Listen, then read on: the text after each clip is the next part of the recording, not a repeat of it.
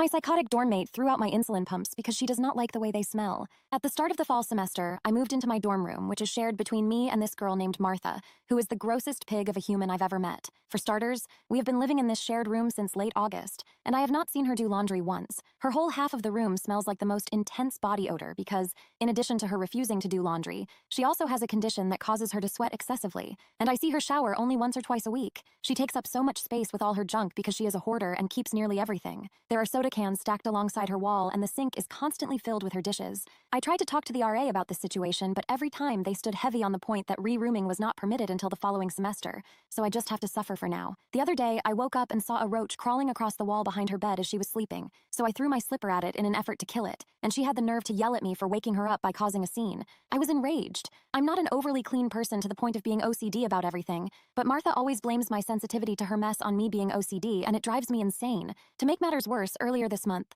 Martha adopted a cat and snuck it into our dorm room and has been forcing me to keep it a secret because she does not want to get kicked out of the school. When she brought the cat in, she never got it a litter box, so it had been using her clothing piles as its bathroom. It's absolutely revolting. I would snitch on Martha to the school for bringing a cat into the dorm in an effort to get her in trouble, but I also like the poor thing and don't want it to get kicked back out onto the street or put back into the foster shelter. I ended up buying the cat a litter box with my own money so that the cat could stop doing business all over the room, and Martha got mad at me for that and tried to claim that I was stealing her cat from her. Needless to say, this girl is crazy. Now for some context on what I'm about to tell you. I am a type 1 diabetic and have been my whole life, so I know how to go about things and take care of myself. I keep my insulin in the fridge because that is the way I've been storing it my whole life, and Martha has been made aware of this. Since the start of the semester, she's complained about my insulin taking up too much space in the fridge and freaking her out. She literally said, "I hate feeling like I'm in a hospital room every time I open the fridge." Like, girl. I wanted to tell her how much I hate feeling like I'm at a trap house every time I open the door to our dorm, but held back because there was no point in arguing with her. Earlier today, when I came home, I checked the fridge because I needed to replace my insulin pump and my shelf on the fridge was empty.